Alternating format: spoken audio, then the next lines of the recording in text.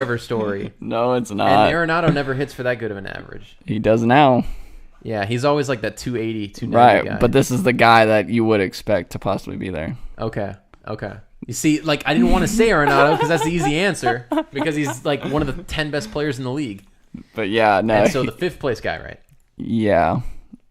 All 5 of these guys are hitting 320 or better. Is it Paul DeJong? No, but you're close. The Cardinals? Yeah. Well, it's not Dexter Fowler. No, it's not. Probably not Tom He Pham. has like 3 hits all year. Is it the first baseman? Yeah, I think he plays first base. What is his name? Does he play first base? Okay, tell me his name. Yeah, he does. Jose Martinez. Jose Martinez. Thank you. Yeah. Yep. Unreal. It's a weird list, man. No Daniel Murphy. Nope, he's been hurt. A lot of these guys are out. Even like Harper's not hitting that high. Yeah. Freddie Freeman's 6th. Mm-hmm. Corey Dickerson's having another good year. Yeah. He's with the Pirates? Yeah. Yeah. Like your 11 through 20, you got some names that you're used to seeing, like a Chris Bryant, Buster Posey and Yelich, and even Starlin Castro. Oh yeah, he's back with the Marlins. AJ Pollock. Yeah, but Pollock just broke his thumb. Yeah. Sad. That dude. He just can't stay healthy, man. And then other guys like Justin Turner haven't really played. Well, because he got hit in the hand in spring training. He would probably be up here. Like he could be, yeah. He's a good player. So yeah, it's a weird list. I agree. But yeah, Mookie's hitting 371. So he leads the MLB? Yeah.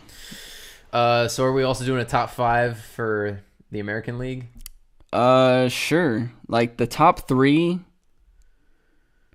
are recognizable.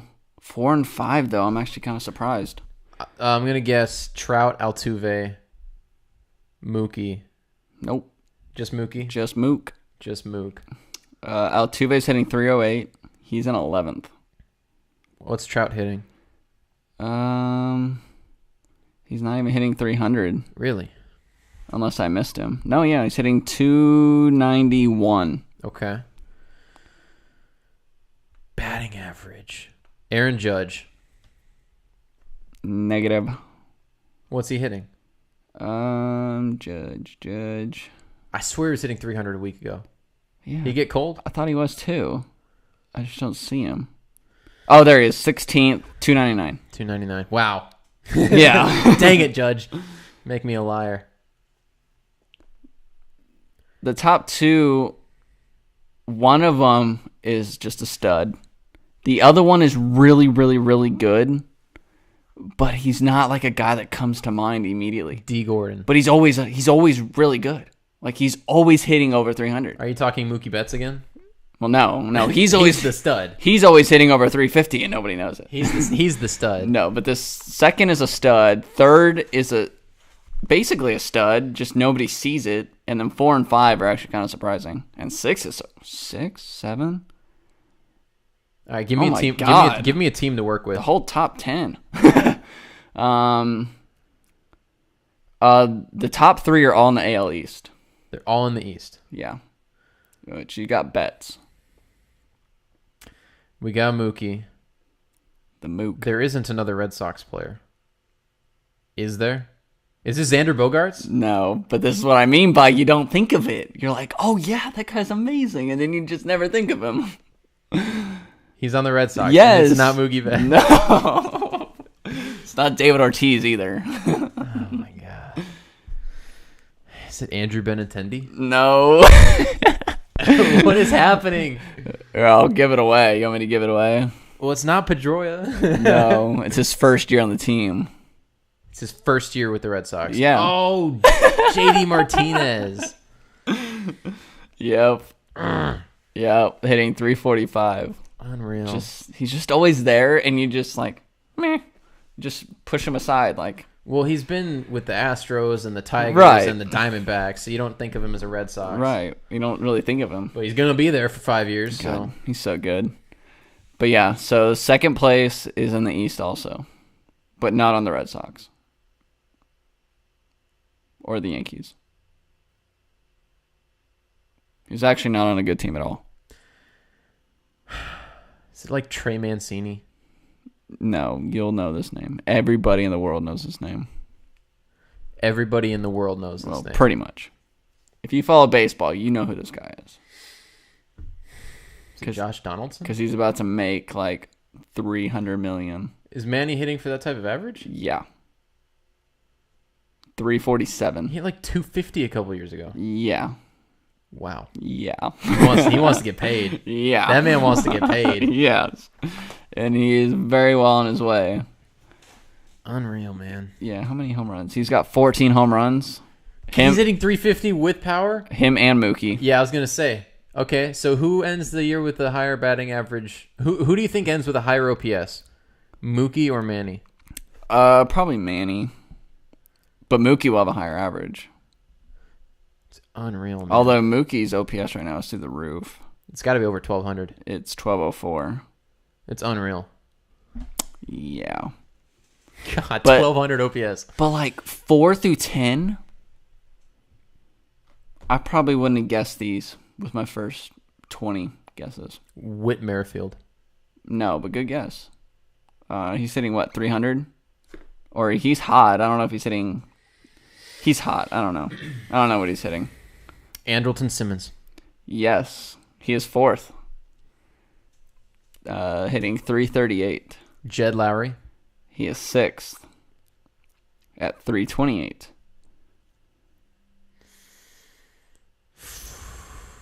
And then you get into some really obscure bad teams.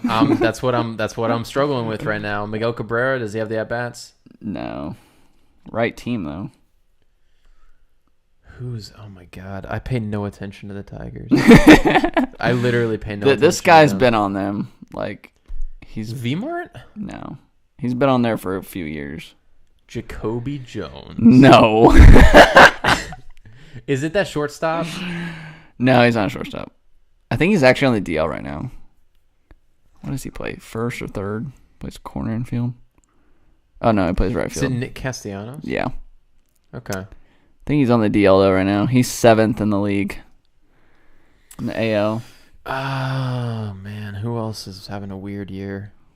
Who's the Scooter Gennett of the AL? Well, he plays really close to Scooter Gennett.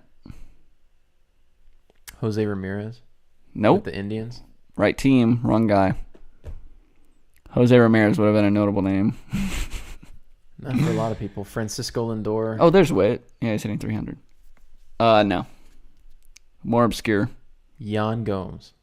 Nope, but he's been there forever. Rajai Davis? No. Outfielder. This guy's an outfielder? Yeah. And he's been with Cleveland forever. Yes. Or it seems like forever. Like at least 10 years, maybe. Really? 8 to 10. Plays outfield, is always hurt. Oh, but he's back this year. God, he's a stud. Man, Yep. This guy, who was the guy we were just talking about that's always hurt in the National League? Like, Turner? I just mentioned AJ Pollock. Oh, okay. This guy is 5 times the player AJ Pollock is. Michael Brantley is so freaking good at baseball. It's unreal. Yeah. He has been there forever. He's hitting 336, six home runs. He's hurt so often, you almost forget that he's like the new Grady Sizemore of the Indians.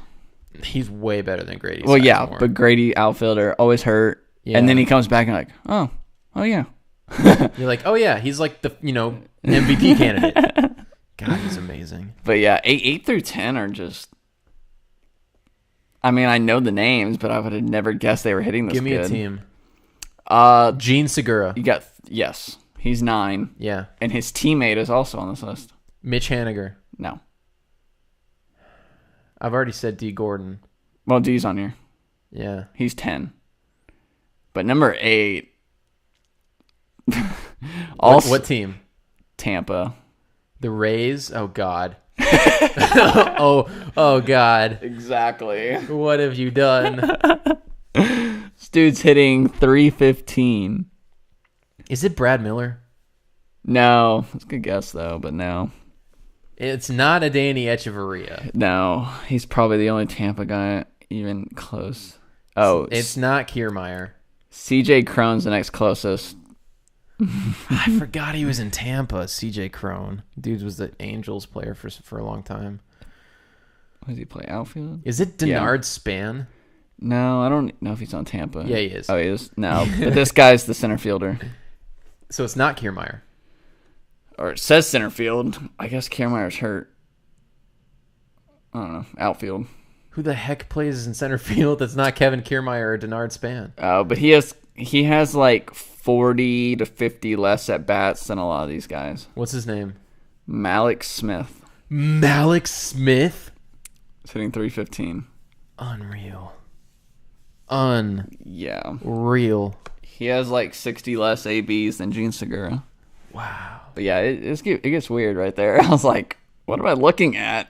You're looking at the top 10 of batting averages for the first quarter of the season. Yeah. Remember, I'll check back at the end of the year. Just remember, Ian Desmond hit 450 with power for like 2 months for the Rangers a couple years ago. Yeah, that ended real fast. It did. It also started real fast. Because he was ice cold, and then he was boiling lava hot, and then he was ice cold. But yeah, not a surprise to see some Red Sox up there. Yeah. They're hot. It's funny. I'm wearing a Diamondbacks hat. That's why I still picture JD Martinez as a Tiger Diamondbacks player from last year. I know. He's been around so much now. Man, different places. It's insane. So, speaking of D. Gordon. Yeah. He's now moving back to second base. He is the Mariners' second baseman for the next 80 games or so. And why is that, Tyler? Why is D. Gordon playing second base for the Mariners? Because Robinson Cano isn't. Because Robinson Cano got suspended for a drug that masks PED use. Yeah. That he got from the Dominican. In the Dominican. If that isn't sketchy enough. It's like you have all the what's the word I'm looking for? Everything's available to you. You have all the resources at your disposal, and you come out and say, "Oh yeah, I got this from the Dominican." Like, okay, that's not even the angle I'm taking. You want to know the angle I'm taking? What was he taking? No. That the angle that you're like taking right. to view this, right? Is like, well, he's got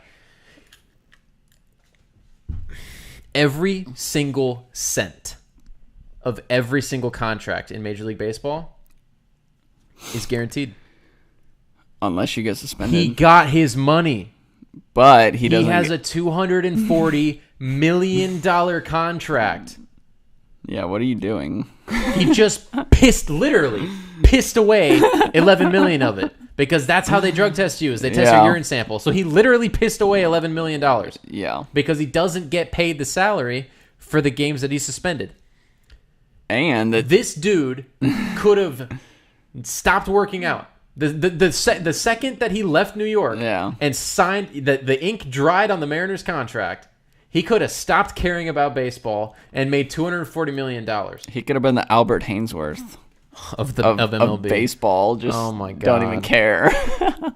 But that's kind of what I'm getting at. Right. Like, what are you doing, dude? Like, you have $24 million a year coming at you for the next 5 years. Just relax. Like, have a relaxed workout program in the off season. I think this is either year 5 or year 6. I can't remember which one it was of that contract. And it's just 11 million, 12 million, just see ya.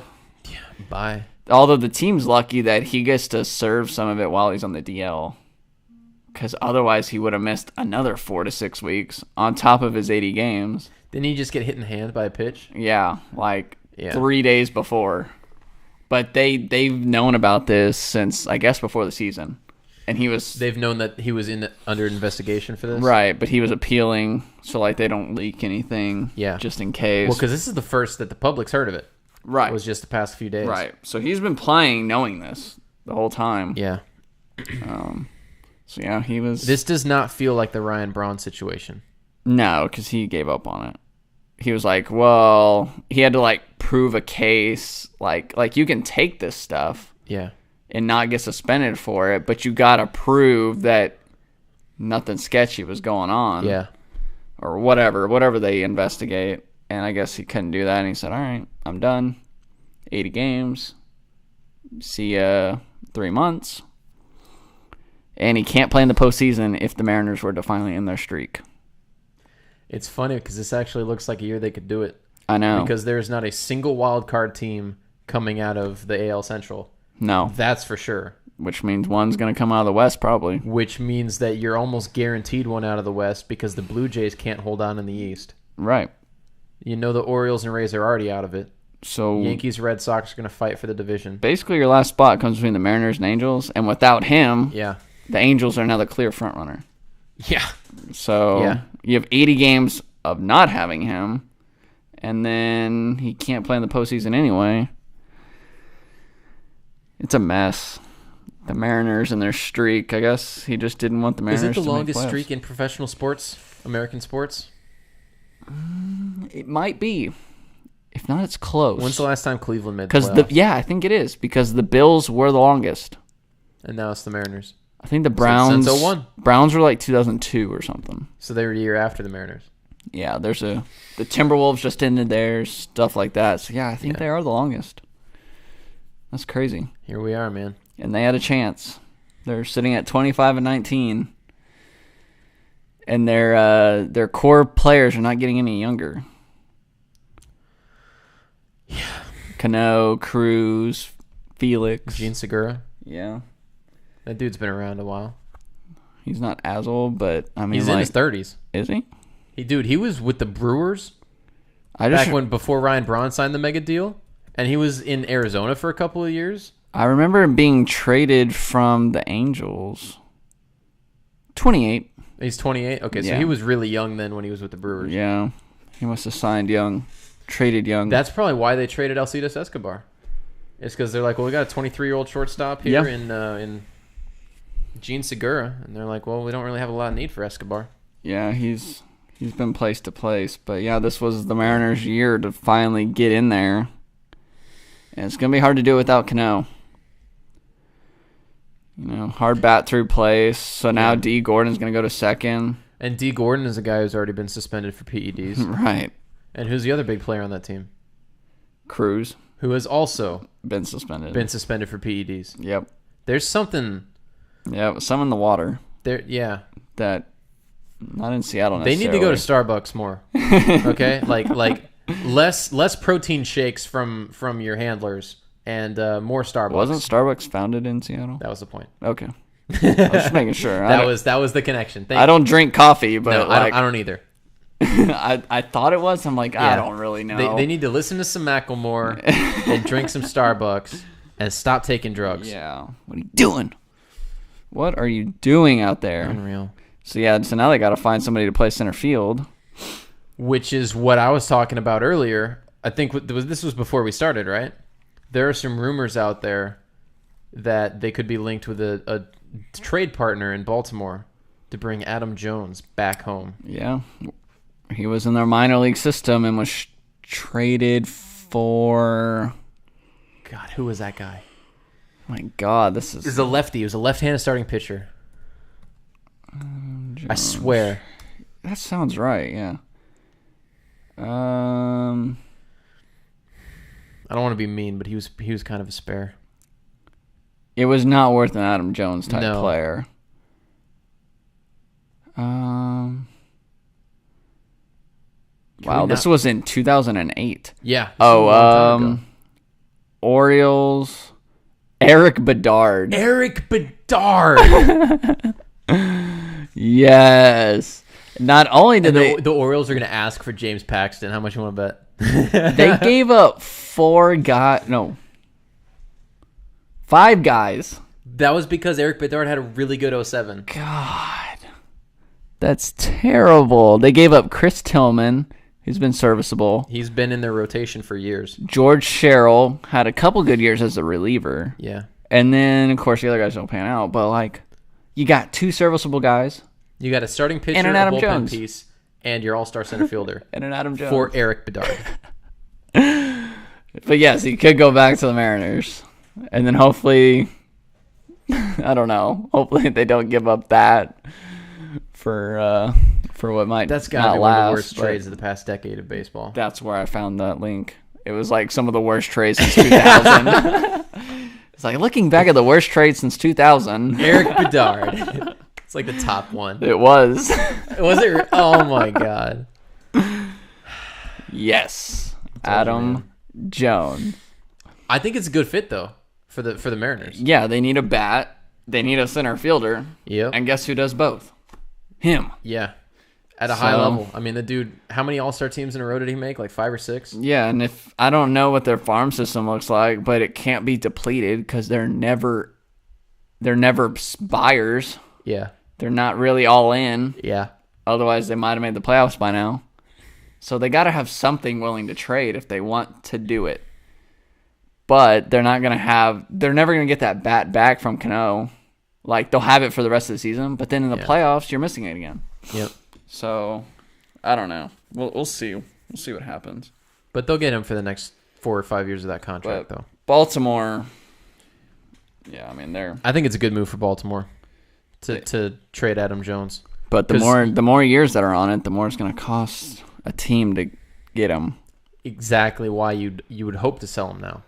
Because you're going to lose Manny Machado. Well, yeah. If you're Baltimore, you're looking to get everything back, but other teams are going to be very leery of that and how much they're willing to give up. I think there would be a huge disconnect there between teams. So it might be hard to get a deal done. Yeah, especially during the season. Maybe like winter meetings or something. Yeah.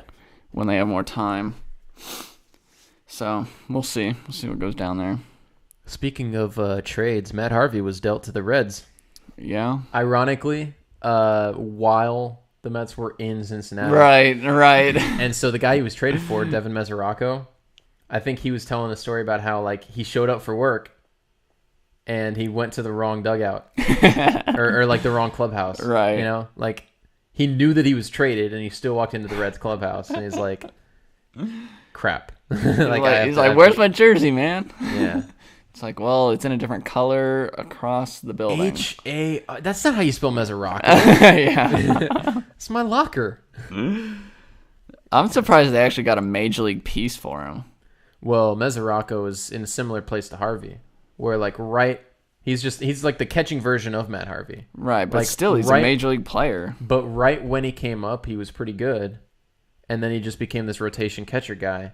And the Mets really needed a catcher. Because was it Plawecki who went down? Like, yeah, or was it Darno? I think it was Darno that went down. Or both. I mean, they're depleted with injuries at catcher, and so it seemed like it was a pretty good trade for both teams. Yeah, I mean, the Reds are out of it; they're going nowhere, so they might as well take a chance on a guy like this. And you could say the same thing for the Mets, right? With the position that they addressed, right? Where it's like, but you see, both teams, they had. For lack of a more appropriate term, they had failed projects. Right. And so now they're taking flyers on new guys. And to me, it was kind of a win-win for both teams. Those are the best kinds of trades, where both teams get better. Yeah. Because, the Reds needed that type of veteran presence in the rotation. Who could possibly really and if he shore up the rotation. Yeah, if he pans out, boom. Yeah, if he doesn't, then whatever. You don't really lose a lot. Yeah. So it's worth it. But yeah, I thought the Mets did pretty good in that trade because they clearly wanted to trade him. Yeah. Because they were just going to release him. Well, they demoted him. Yeah. And then they DFA'd him. Yeah. So he was gone. And for them to get at least a major league ready player back, I thought was solid. Yeah. Even if he's rotational, whatever. I expected them just to get some low-level prospect at best. But here they are. So, good for the Mets. Yeah. Although the record's not looking good. Well, they started off 15-2. And they're 6-17 since then, but they started off 15-2. Yeah. So there you go. I picked them to be the second place team in that division. Still could be.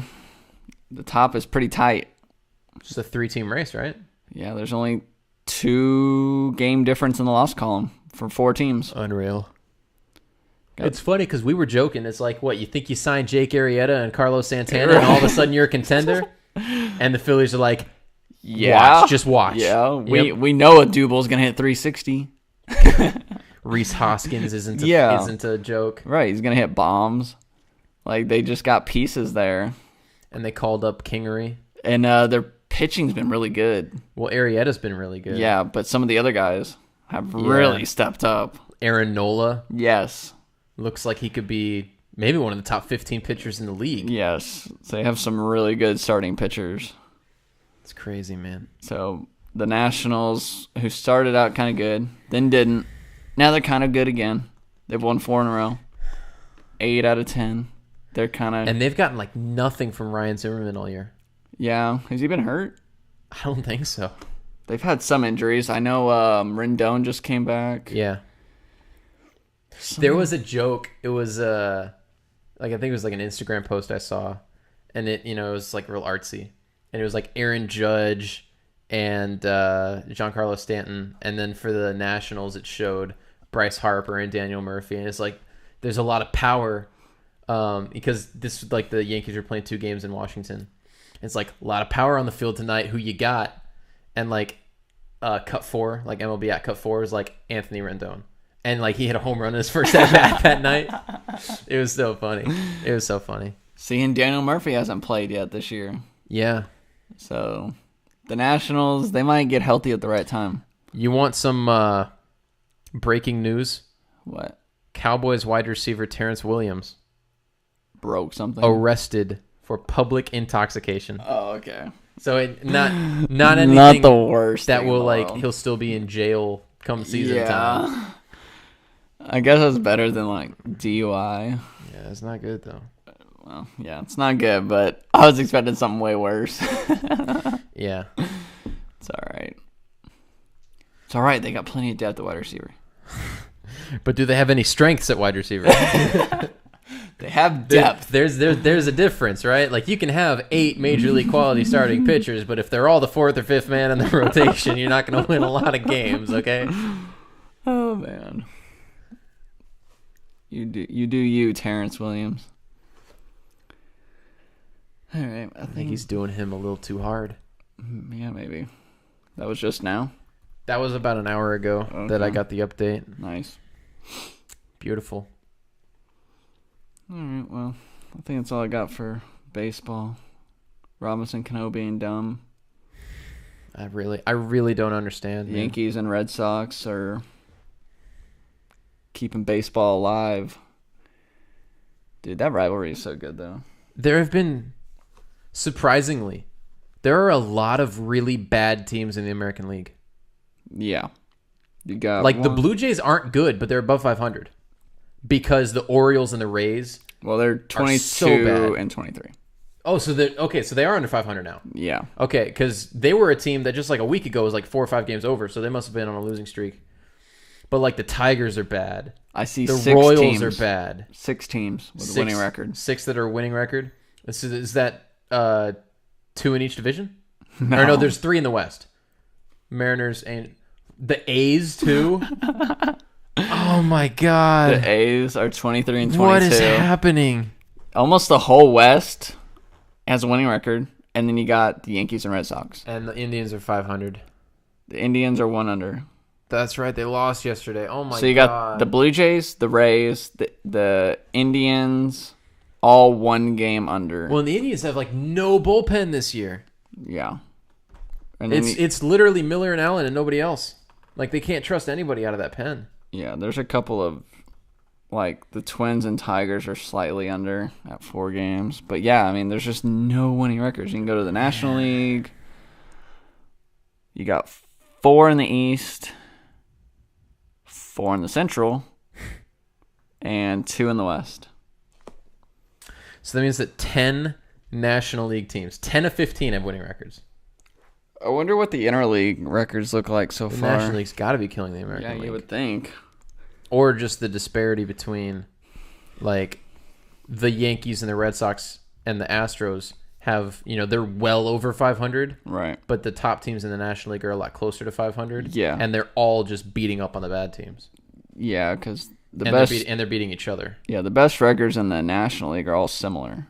And they're closer, yeah. Yep. Like, nobody's 10 games over. Like the Yankees and Red Sox and Astros. Yeah, who are 15, 12, Can you believe what the Astros pitching staff is doing? Yeah. They're good. But they're on pace to give up like the fewest runs ever. Yeah, they're going to give up 0 the rest of the year. It's unbelievable. They're going to go... Yeah, Justin Verlander's going to start every third game, and he's going to go 8 scoreless. 9. With 12 strikeouts. He's going to go 9 scoreless. With 14 strikeouts. That guy is They're good, man. They're going to be good. Ooh, HQ Trivia. Just got a notification. $25,000 Royal. It's the Royal game. Are you interested in the Royal Wedding at all? No. I actually forgot it was today. I was talking to my mom about this because she was saying something about how the Royal Wedding was going on. And I asked her, I was like, do we care? And she goes, not really, but a lot of people do. Yeah. And I was like, TV, but then I was thinking, why? And she was saying, well, and then my brother was like walking into the room and he said that like there was an article that was linked to him and the dude linked it to him as a joke. But the article was talking about how the bride's dress was like eerily similar to some duchess and how it's like this big controversy now of like the dress wasn't original enough. And I'm literally sitting here and I'm like, I highly doubt she even thought about that. She just saw a dress. Yeah. She liked it. She got it. I don't think she was looking at everybody else's dresses and how similar. But like the crazy thing is that this is all for an archaic tradition that's like contrary to Western civilization. Royal bloodlines. Certain people are more noble than others because of their parents. You know? Yeah. It's like the whole point of Western civilization is you are who you make yourself, you know? And it's like here everybody is just fawning over. I don't even know who's getting married. Like I don't even know their names. Is it Kate Middleton or was that years ago? No. Is it Prince Harry and Kate Middleton? It's Prince Harry. It's another Prince Harry or I don't even know. This is how little I care. Yeah, I don't even know. All I know is that the dude looks like Carson Wentz. That's right. I've seen the pictures. Meghan Markle, that's her name. That's right. And Prince Harry. Why do I know that name? Why do I know the name Meghan Markle? You probably just saw it in headlines. But here's the thing, though. I know that her dad's crazy, and her sister hates her. Like, why do I know this stuff? Yeah, her dad apparently isn't even going to the wedding. Yeah, and here we are. We just talked about it for 4 minutes on our podcast. But she was one of the case girls on Deal or No Deal back in the day. Meghan Markle was? Yeah. Ooh. Deal or No Deal. Ooh. Howie Mandel. Thank you. Could not know his name. I was like, Howie Long? No. So yeah, she's marrying Carson Wentz's lookalike. So basically, Howie Mandel's personal assistant is marrying Carson Wentz. That's what I'm reading into the story. Yeah, pretty much. Okay, all right. And her dad won't be there. And then together they are going to try and beat Shazam with Jamie Foxx. Yeah. Okay, this is how it makes sense now. Without her dad's help. Yes, correct. In fact, in spite of her dad. Ooh, yes. You got to make it more dramatic. He's not getting any of those winnings. Yeah, you're right. From the Super Bowl. Yep. Super Bowl bonus. Okay, I think we talked about that enough. NBA. Yes, woo! Right? NBA playoffs. There hasn't been a game in a while, man. Yeah, which is okay with me. But yeah, it's been 2 days. I'm much more interested in the conversation right now surrounding the Rockets Warriors series. Because as far as the Eastern Conference is concerned, the Celtics held home. They're now 10-0 or 9-0 at home in the playoffs. They're good at home. And they're not the same team on the road. So like we can kind of touch on that later. But as far as Warriors at Rockets, Warriors took game 1, but then the Rockets exploded in game 2. Right. Steph has not played well yet in the series. Well, he hasn't shot well. I don't want to say he hasn't played well. Yeah. He hasn't shot well. He's only played in 5 games maybe since coming back. Yeah. Because he came off the bench in one of those games too. Yeah, I think he came back for game 3 of the last series. I think he was off the bench in game 2, and then he started game 3. Okay, maybe. But yeah, he hasn't played that much. Yeah. But I think people are just... It's the 2 best teams in the league. The 2 favorites. Whoever wins this is going to win the NBA Finals. So people are really hyping this up like, oh man, I really need a good series. Please have a good series. And then the first game was pretty close in the first half. Then Golden State pulled away. And then the second game was really never that close. Yeah. But I fully expect Golden State to win these next 2 games. Be up 3-1 going back to Houston. Houston. Yeah. They're going to come out on all cylinders tomorrow. Is there anything to be said that they played 3 times in the regular season, and I'm pretty sure Houston won both of the matchups at Golden State? That doesn't matter to me. Because to me, this whole regular season for Golden State was just... Get to the playoffs. We're just here to play. Just get to the playoffs. Don't get hurt. Too bad. Just get to the playoffs. Get to the playoffs. Yeah. And we're going to roll. We are going to roll. It's like the Cavs a couple years ago. They didn't care if they were the 2 seed. Yeah. And they beat the Pacers or the Hawks or whoever's the 1 seed at the time. They didn't care. They didn't care about home court. The Warriors don't care either. They know that they can win all 3 games at home. They've already stolen a game on the road. They could steal another game on the road. They could steal every game on the road for all I care. Well, they can't anymore because they dropped yeah. Game 2. They could win the other 2 in Houston. Like, I don't. If it goes to a Game 7, which it won't, but if it did in Houston, I'll take Golden State all day. I'll take them all. So do you think day. Warriors in 6 is a safe? Like they win the next 3 home games in Houston, so it's a 4-2 series win. At worst. At worst, you think? Because I really think they're going to win the next 2, and Houston's like, crap. You know. Yeah, well, and they're going to be thinking about the game that they have to win. Like Golden State. They'll either Game 5 at home. Houston will either come out like they did in Game 2 in a Game 5 scenario. They'll just come out hot, or they'll come out like Toronto did in a Game 4 scenario. Yeah. With your season on the line, and you just don't show up. I mean, I thought Golden State would win this in 5. I'm just going to stick to it because I never picked them more than 5. To me, it's either 4 or 5. I think there's a better chance that it goes 5 than it does 7. So yeah, I think they'll definitely win 3 and 4 at home. That crowd's nuts, and according to this, tickets are like almost 3 times as much for the Warriors game than they were when it was in Houston. No, in Cleveland. Yeah, those games, and it's like the same number of tickets available, and they're worth so much more for that game. Speaking of Cleveland, they just got blitzed game 1. Yeah, there wasn't a lot of life. No, LeBron was trying to. He did the way he starts off a lot of playoff series where he was deferring. And he was trying to get other people rolling. He was feeling it out. He was getting a feel. And then he came out in game 2. He was unstoppable. With a purpose. Well, he was stoppable. He was stopped by Jason Tatum's shoulder in his jaw. Yes. Oh. I honestly think LeBron James was concussed. He might have been. I was shocked he came back because he never comes out of a game. Well, not only does he not come out of a game, he hit that first free throw. And he turned around and he looked down at the court like he was trying to avoid looking at the lights. Right. And he had to compose himself for like 15 seconds. And he kind of like pointed at the bench. Like... Yeah, and he signaled to Lou that he was going to leave the game. Yeah. And then he missed the second free throw. They call timeout or play stops or whatever. Yeah, they fouled. And yeah, so they called timeout on defense, which is you foul the other team. Yeah, and he came out. And then he just walked straight to the locker room. Yep. Like, I honestly... That really changed the game. It changed the entire game. Because I think Cleveland's biggest lead... I think they had double digits. I think they might have had an 11-point lead at one point. It was a little bit before that. I think it was down to about 6 or 7 at that point. I think they got it back up to 10 when he came back in. Yeah. But then Boston went on a run but in LeBron the middle of the second. Was not the same player after that. Right. Like, because to that point... In the first quarter, he had 22 points. Yeah. He didn't score. He had 23, and Boston had 22. He outscored Boston in the first quarter. Yeah, he didn't score much in the second. In the third, he was better, but you could even tell in the fourth he didn't have the same attacking mindset when they needed it, when they were down. Yeah. So, yeah, everything was off about the game. Like, I understand why he was off. Like, that was... He got clocked. Yeah, and it was totally inadvertent. It was totally not intentional. Yeah. But it changed the game, and you expect somebody from Cleveland to step up.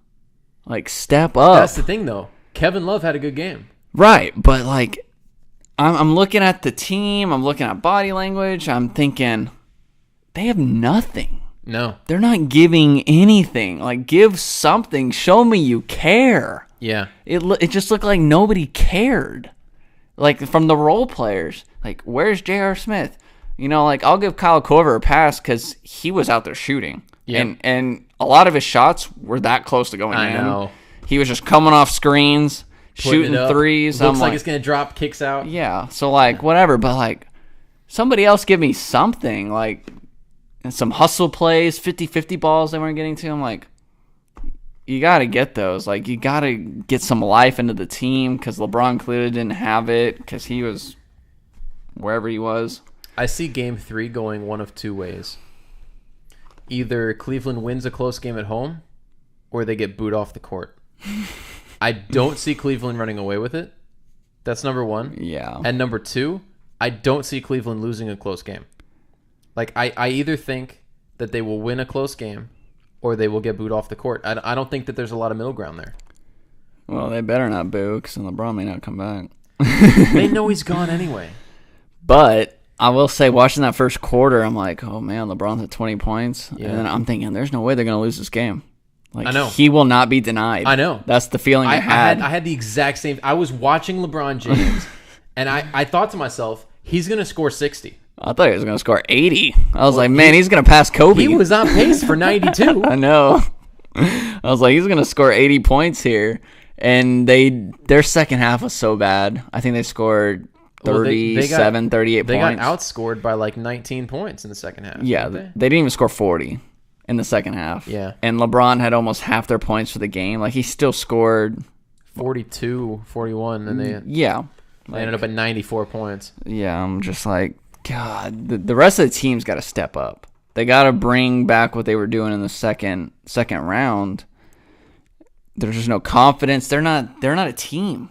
No, they're not. They're not there for each other. No, they're not. Even when J.R. Smith had that flagrant or whatever late on Horford, nobody was going to help him because they knew he was stupid. I think the only guy that did was Tristan Thompson. Right. Kind of grabbed Smart's arm from behind. Yeah, he kind of probably saved Marcus Smart from getting suspended. He kind of bear hugged him away from him. Yeah. But yeah, because it looked like he kind of wrapped him with his left and he grabbed his arm, which looked like it was kind of stretching back. Right. As if he was going to throw a punch. I think Tristan Thompson. That's the difference right now is. Did you hear that the Celtics actually petitioned the NBA not to suspend J.R. Smith for the push on Horford? They want him on the court. Right. They want because one, they want to beat his butt. And two, he's not doing anything. He's been terrible. They want him on the court as much as possible. I thought that story was really interesting. Yeah. I mean, Boston's playing so confident. They're a team. They're together. Yep. They got each other's back. They're feeding off one another's confidence and momentum, and you don't see that with Cleveland. This Boston team kind of has that same newcomer confidence that the Vegas Golden Knights have. Yeah. In that Jason Tatum's a rookie. And really, they're kind of in the same situation where they're just we got nothing to lose. This is the first time that Jaylen Brown and Terry Rozier and Aaron Baines have been contributors on an NBA team in the playoffs. Right. And they're all young. And so kind of like Andre Fleury in goal, they have Al Horford as that stabilizing veteran presence. Yeah. And they've got a couple of veteran guys coming off the bench, like you were saying, the high contract guy who's going to walk after this year for James Vegas. Neal. They've got the Marcus Smart rotation piece. And Morris. And Marcus Morris. Yeah. And so it's they've got that same mix where it's it's a lot of young, talented players. And with all the injuries, they weren't expected to do this. Yeah. So there's no pressure, and they're just flying. I actually think that they have a better playoff run with these players than they would have had they had Kyrie and Gordon Hayward. Well, they definitely came together. But the reason why I say that is that literally nobody playing basketball for the Celtics has the pedigree in the league to demand the ball. Nobody. Right. Not Al Horford, not Marcus Morris, not Marcus Smart, because those guys have never been the number one option. And that creates ball movement. The ball never stops moving. The only thing bad about that is it's not the case here, but in some cases you get that ball movement, but then you get the people that are scared to throw it up. Yeah. But they're not scared to throw it up. None of these guys are scared at the moment. They'll shoot it. I will always remember in the Bucks series with the game on the line, they draw up an ISO play for Terry Rozier against one of the best defensive guards in the NBA in Eric Bledsoe. And Brad Stevens is amazing. Brad Stevens does a lot for these guys. He's so good. He's good at calling those plays. Yes, he is. Out of timeouts. I think every single play that he's called at the end of the game has worked. Oh, it always works. And it's because it's a self-fulfilling prophecy. Yeah. Because he's good at it, and so the players trust in it. Yeah. And so the players execute, which makes the plays work. They're confident it'll work, which makes them confident in shooting it or passing it or whatever. So my brother actually brought this up, and he was talking about people that have done studies on like what's called like the hot hand. You know, like if someone gets hot from the floor, right? Are the chances that they make their next shot any better than the chances that they would make a normal shot? I would think so. But the numbers don't agree, right? And like, so maybe some of that has to do with like, how do you define hot? Is like, when do you define hot? Is it one shot? What's undeniable though, you see, because that's a shot by shot basis. But what's undeniable though is that confidence is probably the most important factor to team success. Always. In sports. And an individual success. Because when individuals have success, your team usually does. If you can play with confidence, if you can, it's like what the guys on the PGA Tour do all the time. Like, you ever see them just kind of, you know, like they've got the shot in their mind, they've got the club in their hand, and they close their eyes. They visualize hitting the right shot. Trust it. And then they step up and they do it, right? Whereas Brad Stevens is so good at creating that visual for his players. He's almost like, I've kind of heard stories, you know, coming out of New England, like with the Patriots, where they're like, yeah, you know, the first time all season we've practiced as a kickoff unit a loose ball on the floor, you know, and then guess what? Their kickoff returner fumbles the ball during the game, and we're prepared for it because we've gone over that. And it's like you're hearing the same things from the Celtics players, where they're like, this is the first time in like 2 months we've covered how we're gonna, you know, who we're gonna inbounds the ball to get 2 points in this situation, you know, and then all of a sudden they give it to Al Horford and he'll win them a game. And it's like having the foresight and the presence of mind to understand both teams as well as you understand your own. Yep. That is what I think separates Brad Stevens from a Tyronn Lue or pretty much Mike D'Antoni. Yeah. I always want to say Mark. He might have a brother named Mark. That's in coaching, I think. Yeah. But yeah, I mean, there's only a handful of coaches that are even in that tier. Yeah. And he is elite. Like, he is good. I mean, he took Butler to back-to-back Final Fours. Yeah. And at the time, we're like, who's Butler? Well, Gordon Hayward was Butler. Right. And now Gordon Hayward is with the Celtics. Right. Yep. Yeah, he's good. Okay, so I actually wanted to address this because we are talking about the Celtics right now. My conspiracy is over. This Celtics team is too good. They don't want LeBron. They're too deep. If they beat LeBron, he's not going there. They're too deep. They don't want him. Like, they don't need him, and they don't want him. Especially if they beat him. He's not going to Boston anymore. It's not happening. I'm thinking Philly, man. I'm so impressed by this Boston team. Like, they're playing so well, they've destroyed my conspiracy theory. They're too good. They are. Well, then, does that mean you need Cleveland to win the series? And then lose to stay alive? And then lose in the finals? I need Cleveland to come back and win the series. And then I need, like, Gordon Hayward to die. And Marcus Morris to leave and Marcus Smart to leave. You need his foot to fall off. Man. Like, LeBron's not going to Boston. Because he's not going to pull a Kevin Durant. Where Durant lost to the Warriors and then went there. LeBron is not going to lose to the Celtics and then go there. He's not doing it. I think the Philly coach was already dropping hints. Because he was like, we need another guy. Or whatever he said. He's like, we need something else. He's already dropping subtle hints, maybe. Yeah. Well, you saw those billboards. It was, you know, it's like finish the process. Right. Complete the process. Hashtag LeBron to Philly. Finish the process. Finish. Yeah, it is la process. Yeah, it's not the process. It's la process now. By the way, Brad Stevens didn't get a single vote for Coach of the Year. From the other coaches in the league. He got votes from the media. Right. But he didn't get a single vote from other coaches. Like, what are they doing? Usually the coaches' votes jealousy. are better. No, it's jealousy. Yeah, they're like, oh, your team's too good.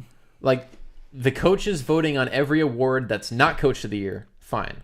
The players voting on every award that isn't All-Star, fine, right? But, like, when you're voting on yourself, on your own position, you have zero, what's the word I'm looking for? Credibility? You have zero, God, why am I drawing such a blank right now? Credibility. You're biased. It's not, it's not the right word, though. But, like, you don't trust the vote. Is that what you're saying? Yeah. I mean, you know what I'm trying to say. It's skewed. Because Because they might vote for, like, one of their buddies. Because I'm sure they all got their little cliques. I don't know. Yeah. Well, Brad Stevens didn't get a vote because he got a 6-year contract before he'd ever coached a game in the NBA. That's why he didn't get a vote. Yeah, well. It's that simple. He's probably the best coach in the league. So. Today? Yeah. You're probably right. And that's why they're on the brink of going to the finals. But they got game 3 tonight. Cleveland's got to win. They got to win the next 2. Because they're not going to come back down 3-0. The way that I've heard come back down 3-1. The way that I've heard it is a lot of people don't think that Cleveland can win 4 of the next 5. No, probably not. But I think they can. Because I think that Boston's not the same team on the road. I think it's rather reasonable to expect that Cleveland can win their 3 home games. And then the question becomes, can LeBron James recreate what he started in Game 2 before he had a concussion? Right. In a Game 7 type format. Alleged concussion. It's not news or anything, but...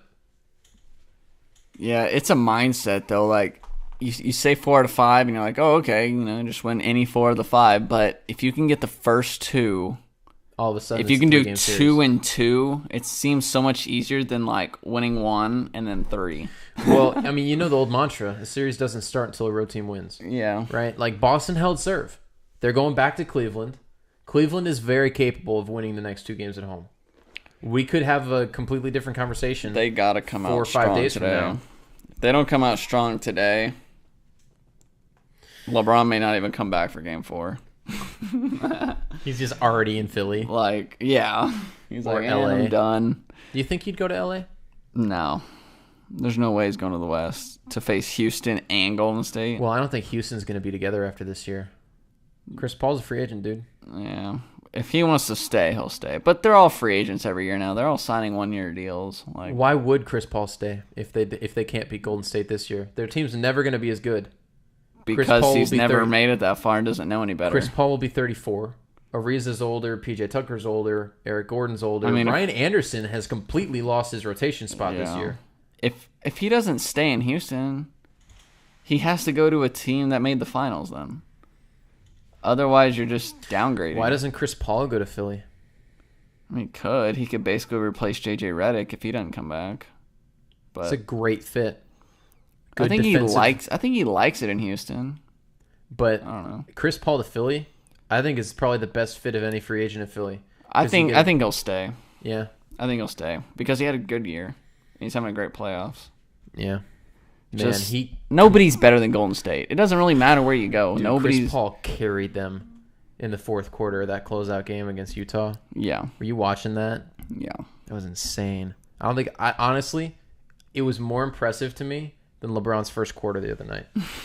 Like, it was unreal. God, I wanted to see him score 80. I know, me too. I think he would have done it too. He would have come close because he was shooting everything. Yeah, he was. I think it was before that game. They were doing draft lottery. Was that the same night? Yeah. It was before that game, right? Not the LeBron game, yeah. Yeah. The LeBron game? Yeah. Okay, so yeah, that was so boring. That was the worst hour of television I've ever seen. Oh my god. Well, I guess 45 minutes because like the last 15 or 20 were the actual lottery. Well, so a lot of times, like I'll turn on something just to kind of see what it is, and I'll watch it for a bit, and I'll be like, yeah, maybe I wouldn't turn that on again. Yeah. I want that 45 minutes of my life back. I will never get that time back. That was so bad. It was bad. It was so bad. Well, and then she gets to Michael Finley. Right. She doesn't even know his name. And that was the first guy, like, she stopped saying what title they had with the team. And I'm like, he's the executive vice president? I picked on that too. What I think happened was she had it on papers. And then she didn't have that paper. I could have swore I heard her flipping through. Yeah. So, like, she flipped to get to the next one, and it wasn't on there. I don't think it was written on there, or she was missing it. I'm sorry, though. Like, if you have that job at that company, and you don't know who Michael Finley is, right? Like, who cares what position he has in the organization? You take 3 seconds to say Michael Finley? Because she paused for a minute, and it was almost like they were telling her in her ear. Well, and then did you see when they cut away to, like, the dude who was like, well, this is what the Suns can do at these positions? He's like, well, what if they draft? No, that was the Cavs. Was it no? The dude was talking about the Suns. Because they cut away to the board, and they had, like, each position for the Suns, and they're like, well, if they draft Luka Doncic, then they can do this. That's probably the same guy. DeAndre Ayton, like David Marks or something, or that guy was horrible too. I'm gonna find it because me and my sister were watching, and I was like, "Dude, this has been bad." And so I was like, "Oh, there's some guy probably trending on Twitter now about how bad he is." Was there?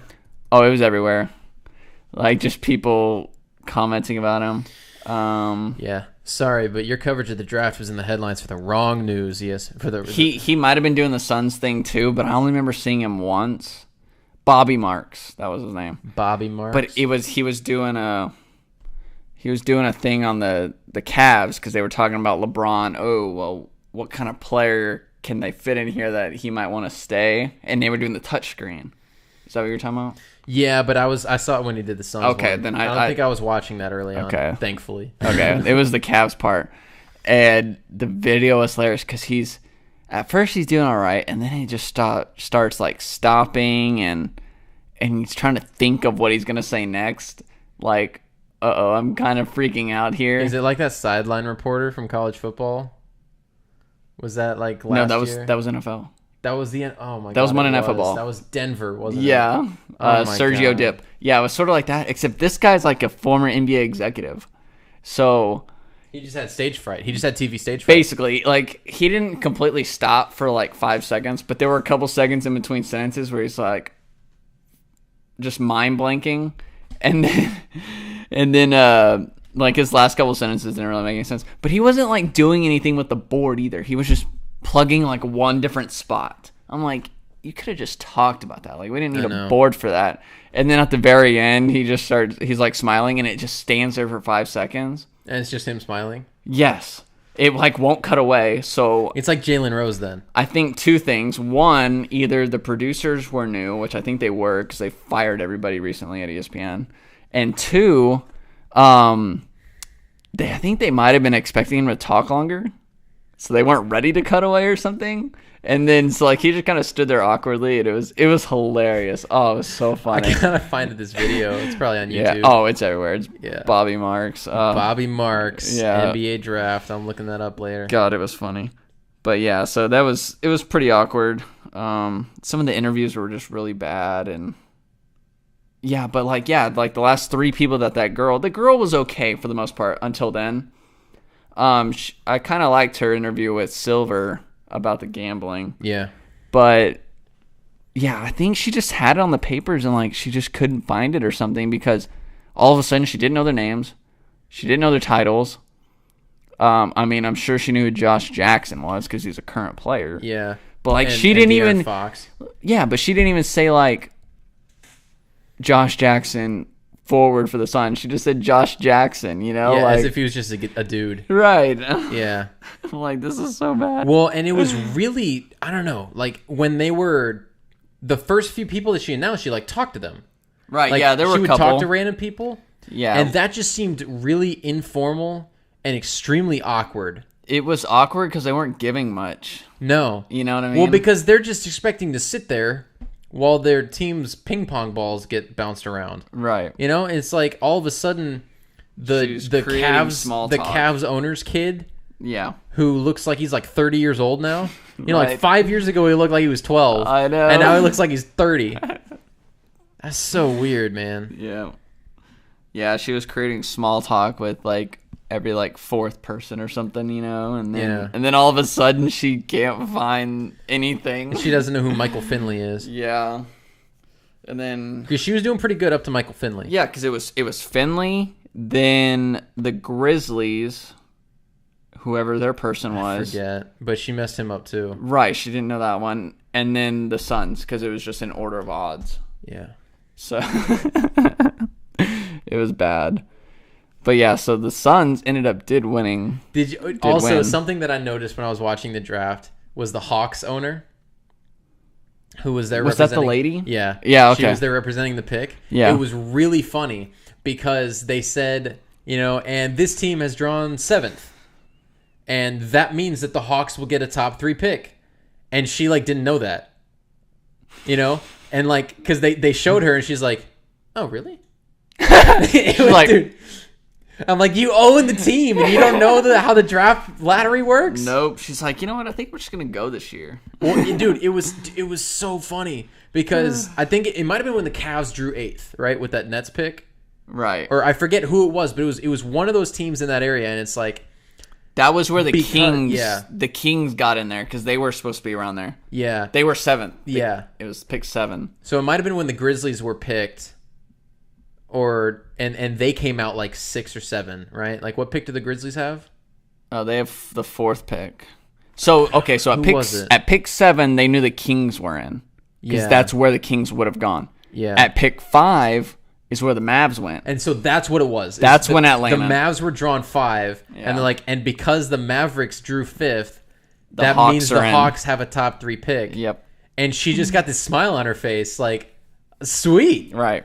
And it's like you didn't know that. Yeah. I mean, now obviously, I will say though, that's one of the 2 honest reactions that we got were the Memphis guy sitting there when his team came out 4th. Mm-hmm. He just went, and the Hawks owner who didn't know the contingencies of what would happen if certain teams went certain places. You don't want to hear your name, essentially. Yeah. Well, also I think the Magic guy. Because the Magic got pick 13 or 14 or something. They might have 2 picks. They had 6. No, they were pick 6. Okay.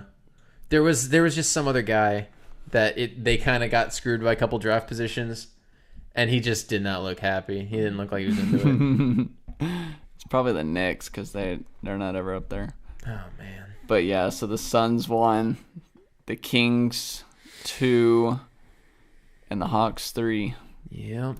You know what? Good for the NBA. When I can't predict it anymore, it's actually getting more legit. Because I was on a run there. I had a run from 2011 to 2014 where I was on top of it. And now this team's going to get the first pick. This team's going to have a top 3 pick. Yeah, I would get the top pick right and then get one of the other 2 right. Yeah. And then whoever the third one was, whatever. But I'll never forget when Chris Paul got traded to the Clippers, I knew immediately New Orleans was getting the number 1 pick. I said it immediately. Sure enough, I didn't even need to watch the lottery. I was like, huh, yeah, cool, number 1 pick. Yeah. Anthony Davis. So, but yeah, you got 3 smaller markets now in the top 3. Well, 4 if you count Memphis, which they had to be in the top 4, but good for the Kings. Good for them, because I don't think they've ever had the number 1 pick. And they're number 2, right? Right, and Phoenix has never had the number 1 pick. And Memphis had never had the number 1 pick. Well, they're 4th. Right, but all those teams are up there, and so good for them. But, of course, the Mavericks got screwed because of their comments, but otherwise they probably would have I actually think the Mavericks will be fine at 5. They'll be all right, but, you just want your options. I think kind of similarly to last year, how Dennis Smith Jr. was the number 1 high school prospect, and then fell to the Mavs at 9. Michael Porter Jr. He'll be the there. number 1 high school prospect, and he'll probably be there at 5. Probably. I fully expect the Mavericks to take him if he's there at 5. The only issue that could arise from him falling that far is if Luka Doncic doesn't go into the draft. Well, I think it was Bill Simmons quoted him, because the quote was, "I may stay in Europe." Right. And Bill Simmons translated, "I don't want to play in Phoenix." Right. He's like, "I don't want to play in Phoenix or Sacramento." And I think, and I was thinking about this. It's the same reason why Ohtani went to the Angels. Yeah. He went West Coast. Yep. I think Luka wants East Coast. It's a shorter flight to Europe. Well, by 5-6 hours. Right. It's the same with Ohtani. It's a shorter flight back home to Japan. Yeah. So he's like, I don't want to play in the Western Conference. Like maybe Memphis. Yeah. Maybe Dallas. Maybe. But he's probably thinking, oh, please, Atlanta. Please. Or somebody. Yeah, I mean, that might come into it. I don't know. But dude's pretty good. But he's not going to go number 1. Who do you think does? Ayton? Yeah, it's going to be Ayton. Unless just like something weird happens where he's like under investigation for something. Or he like breaks his leg. But yeah, it would be interesting though to see him in a backcourt with De'Aaron Fox. And he's a big guard too. He's 6'7"? Yeah, he's like a 6'7", like a Ben Simmons type of body, type of frame, height. I'd say he's more of a DeMar DeRozan type. Well, but Simmons plays point. He can play point. Yeah. DeRozan's more of your shooting guard. I mean, Ben Simmons was 6'11". Yeah. They're just big point guards. So, but yeah, he may not want to play on that West Coast. That might be what it is. So, if it had been Atlanta and Orlando at the top, he'd be like, "Yay!" Or even if one of them was number 2, he might be like, "Yeah, I'm gonna go number 2." So whatever. Yeah, we'll see. But yeah, I think the Mavericks. See, the way I view it is, at what age can an international player enter the NBA without being drafted? Like Milos Teodosic, he wasn't drafted, was he? I don't know. To the Clippers last year? I don't know. That works. Like Manu was drafted right to the Spurs. So was Tony Parker, Kristaps, Dirk, but they were all young. I don't know. Yeah, I would imagine if you play so long, you don't have to enter the draft. You just become a free agent. Because I'm thinking about Milos Teodosic, right? I don't know. Maybe that's something we should look up. Maybe his plan is like, look, I'm just going to play another 4 or 5 years in Europe. Yeah. And then I'll get to choose what NBA team I go to. Of course, he'll lose out on a ton of money. That would be the thing, right? Yeah. Because nowadays, you don't have to be that good to make a lot of money in the NBA.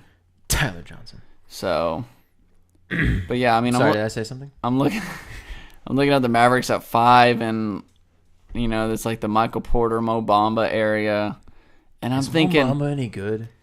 He's a stud defensively. Stud.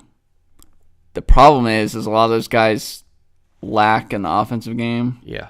And if you don't have the offensive prowess by then, you're not going to reach this level. You can become decent. Yeah, you can become very respectable. You could be Sean Marion. Yeah.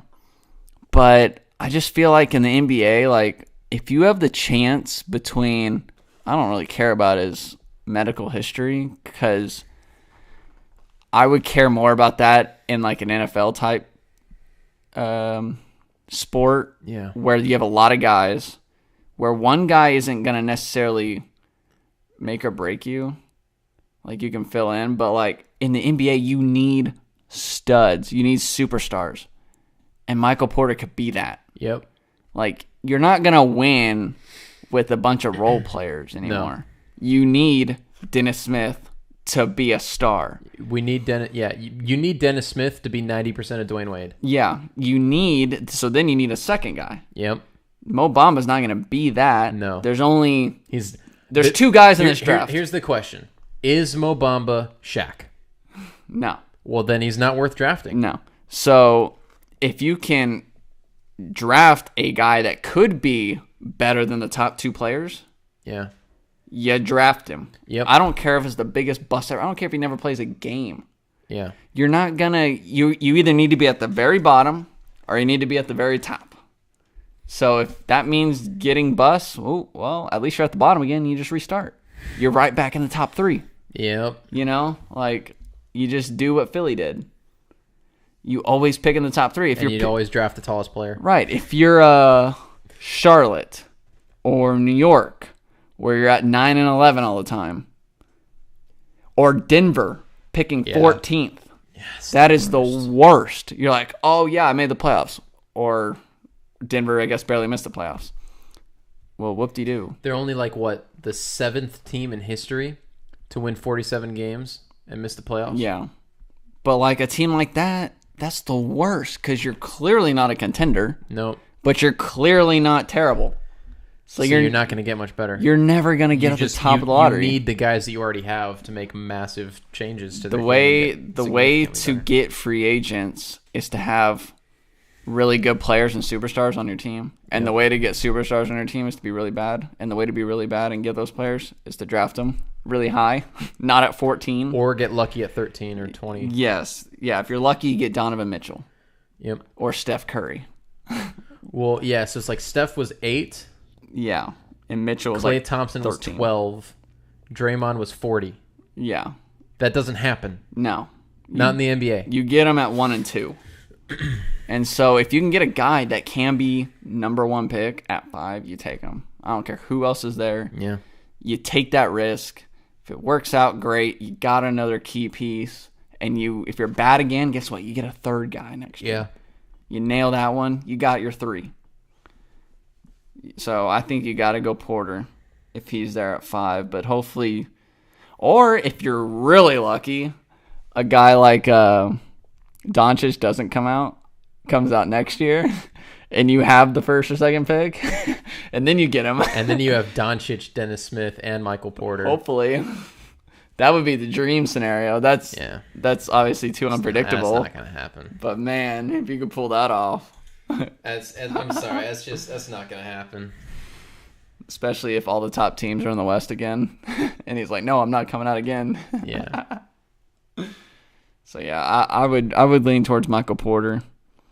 So he's got the highest ceiling out of anybody that's going to be drafted after 2nd pick. Maybe after the 1st pick. We'll see. I just feel like in the NBA, when so few guys can make the difference, you got to take a chance on those. I think you can be more careful in the NFL because you just need guys to fill spots. Yeah. You need a certain amount of linebackers. Other than quarterback. Like, if you have a really good quarterback and he goes down, yeah, you're screwed. But if you can fill some depth there, or just solid guys around them, solid guys don't win in the NBA. They might make the playoffs, great, but 7 seeds don't win championships. 4 seeds don't win championships.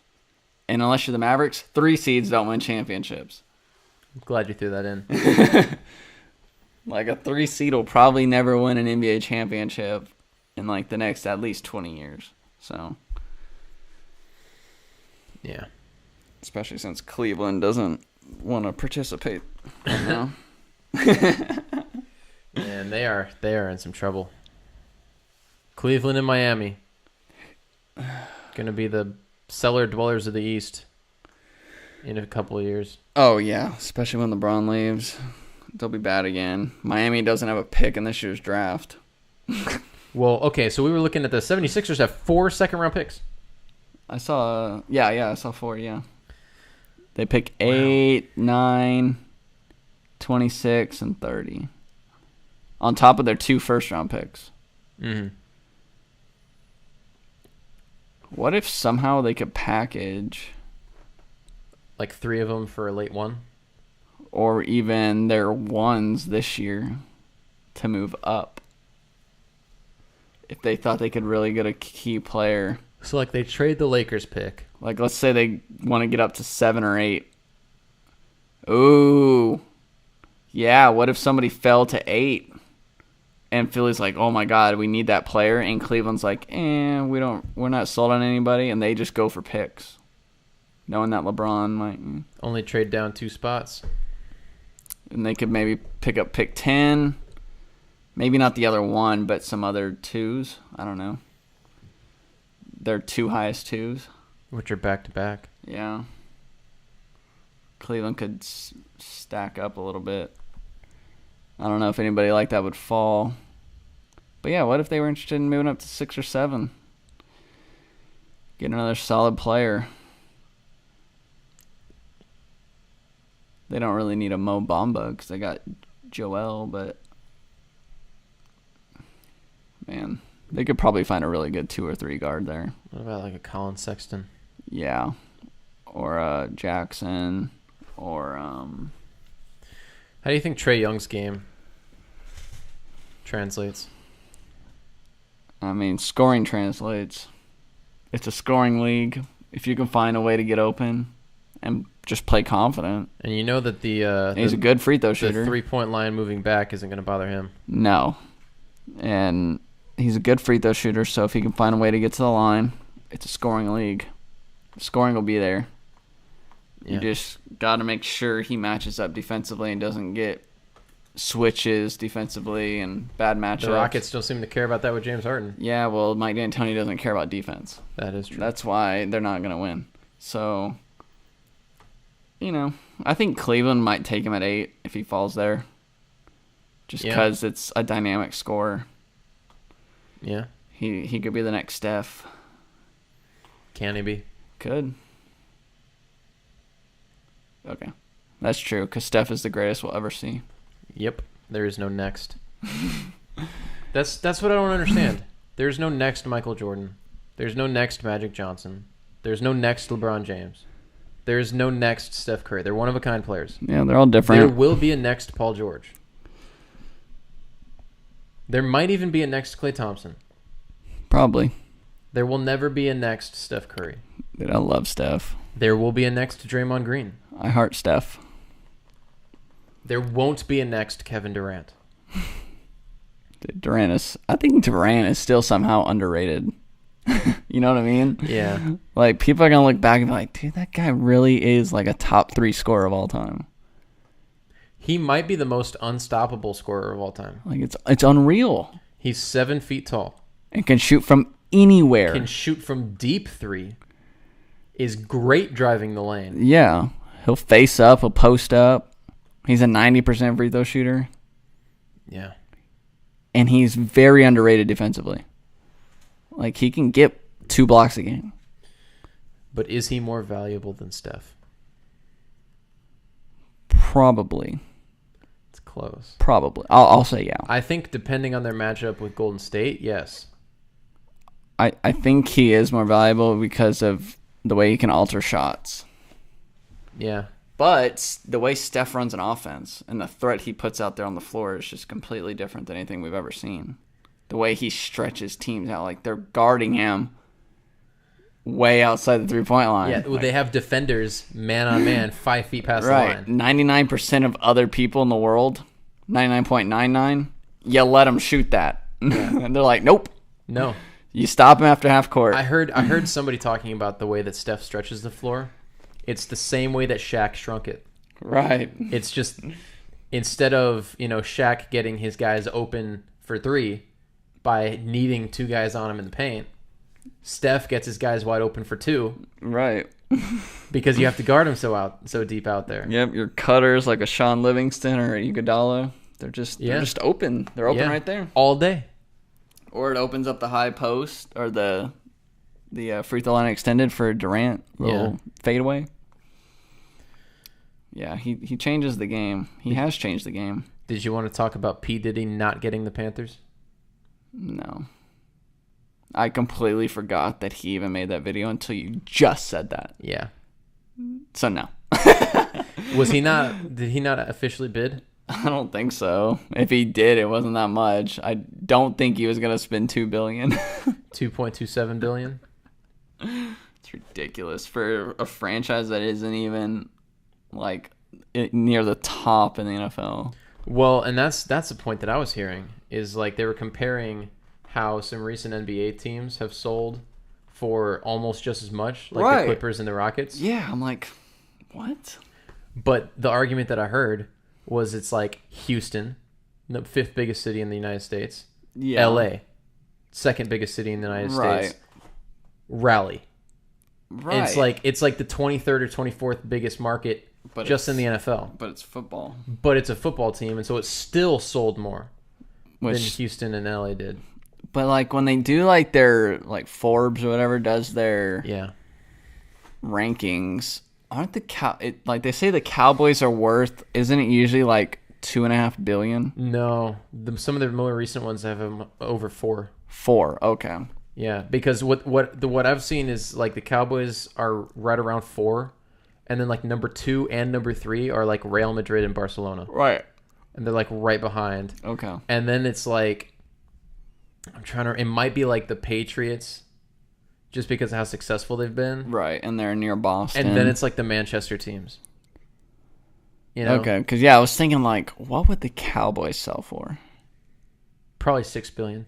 God, it would be insane. That's what they sell for. I want to know what the Panthers were listed as. There's no way the asking price was. Well, no, just like by Forbes or what they were worth before this. Yeah, teams like that. Like I can't imagine they were worth $2 billion. Maybe if the Cowboys are worth that much, I guess they have an MVP quarterback. But like just the most lucrative. I mean, because they've never really sustained success. They're in a small city. But it's NFL, so I'm like, does NFL just mean you're worth $2 billion? Well, this might be a really good time for some of these teams to sell, with the kind of impending future of what a lot of people think might happen. Right. There might not be a better time for people to sell, right? Because if you wait a couple of years, you might get lucky, and the market might increase. But also, if you wait a couple of years, right, it could go the other way. The NFL is one conclusive research away from non-existence. I mean, it won't exist. I mean, it'll always exist, but it won't be worth this. Yeah. So I'm looking at this. The Cowboys were worth $4.8 billion. 4.8. This was in September. I would bet they would sell for 6 to 7. That's what I would think. Okay, full list of NFL team values 2017. I mean, you're worth what people would pay for you. That's true. Let's see. Carolina Panthers were the 21st highest rated team, but they're still at $2.3 billion. So I guess they went for what they were worth. From what I actually heard was they kind of cut the dude who bought the team a slight deal. Because, like, he and the previous owner of the team knew each other. Oh. And so, like, they wanted that pipeline.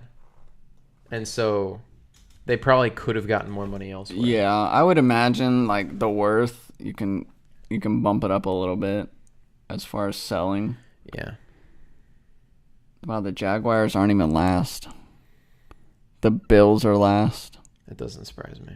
So there's 5 teams under $2 billion. I'm actually surprised the Saints aren't higher. They're right at $2 billion. Well, they don't have a lot of assets. Like one of the things. Yeah, that, like the stadium. Yeah, I guess that helps a lot. I mean, how much does Cowboy Stadium cost? A lot. That's why they're at the top. Yeah, because a lot of these teams have newer stadiums, like the Falcons, except for the Redskins and the Vikings. Although the Bears have an old stadium. How much are the Packers worth? Their stadium's super old. They're number 13 at $2.55 billion. Wow. Might be because I think their stadium is also public. The team is public. Or team is public. Yeah, that's right. Maybe that. I don't know. I don't know if that matters. It matters somewhere. But yeah, I'm actually kind of surprised that they're not all worth at least $2 billion. But they're close enough. Yeah. 1.6 for the least expensive team in Buffalo. Is that the Browns? It's the Bills. Browns are 4th worst. Goes Bills, Lions, Bengals, Browns. And then the top is the Cowboys, Patriots, Giants, Redskins, Niners. Yeah. Huh. Yeah. It's crazy how much the NFL's worth. For now. Your 21st ranked team is worth $2.3 billion. Just sold for 2.27. Oh my god. I don't even know. Yeah. That's weird. Got anything else? Yeah. I'm pretty done. All right. Me too. You gonna give a shout out to First Round Draft Bar and Grill over there on the Frisco Square, right across from Main Street, from Toyota Stadium. Anybody living in the North Dallas, North Texas area, go check out our friends, First Round Draft Bar and Grill. First round draft. First round draft. Speaking of the first round draft, Mavericks getting screwed. Oh yeah. And the Cavaliers losing LeBron just like that. Yeah, it'll be an interesting draft on many levels. That's like the week after the finals, right? The draft. Yeah, like Is a week or two maybe. Yeah. Yeah, it's pretty. I think it'll be near the end of June. Okay. So, call it now. Celtics Warriors final. How many games? I'm not ready to give up on the Cavs. Not ready. You see, I'm not either. Only because I kept picking them this whole time. I'm like, no. I mean, they have to win the next two games. Otherwise, Yes, they do. I'm off the Cavs. So, either way, it'll be the Warriors. Yep. In 5. Doesn't matter who they play. Warriors in 5. Yeah. If they play the Cavs, it's not going to be Warriors in 4. No. See, I think the Celtics could take a game at home off the Warriors. I don't think the Cavs can. I respect LeBron enough to give him a game. I'll give him a game. Because he somehow came back 3-1 against the Cavs, or against the Warriors before. So that was with Kyrie. Yeah. And a much better Kevin Love. Exactly. So you lessen that, he gets 1 game. He's not doing it with Jose Calderon. Instead of 3 games, he gets 1. And Rodney Hood. I'll give him 1. But he got 4 in that series. Yeah. So you decrease it by a lot. And he gets 1. I don't think the Cavs can win a game against the Warriors. Because I think the Warriors are upset that the Cavs ruined their perfect postseason last year. Yeah. And I think if the Warriors face the Cavs in the postseason, it's going to be a slaughter. Oh, either way, it's going to be an absolute massacre every single time they take the court. There just might be a game, though, where game 3 or something, the Warriors come out flat and LeBron does his LeBron thing and LeBron demands does his the ball. LeBron thing. Demands the ball, shoots it every time. LeBron, I got tricked. I was on social media the other day, and it was one of those, do you hear Yanni or Laurel? And I clicked on it, and it was that kid. LeBron James, LeBron James, LeBron James, LeBron James. Dang it. Yes. They got me. That's awesome. Yeah, it's like the new Rick roll. You remember Rick rolls? Yes. LeBron.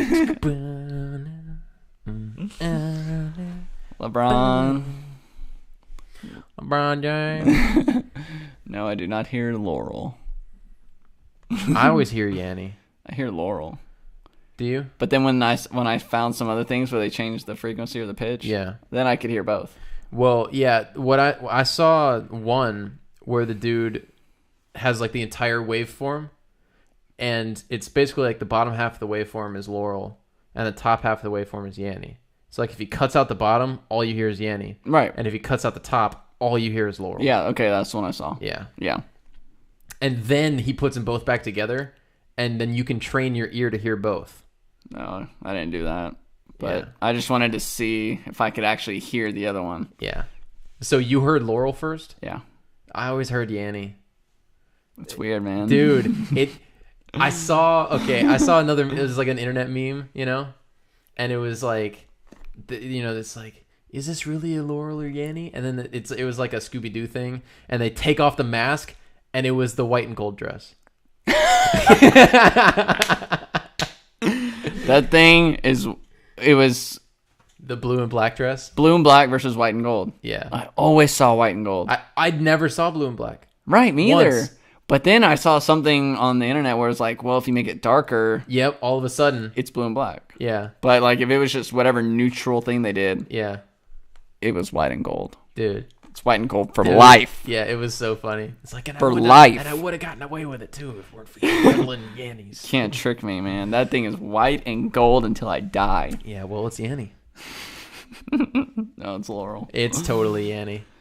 Laurel.